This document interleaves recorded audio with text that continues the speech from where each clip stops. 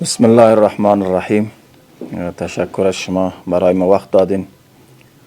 عید سعید فطر را اصالتا از طرف خودم، وکالتا از طرف منصوبین و قماندان امنیه ولایت غزنی برای همه مردم متدین ولایت غزنی تبریک و تهنیت عرض می دارم.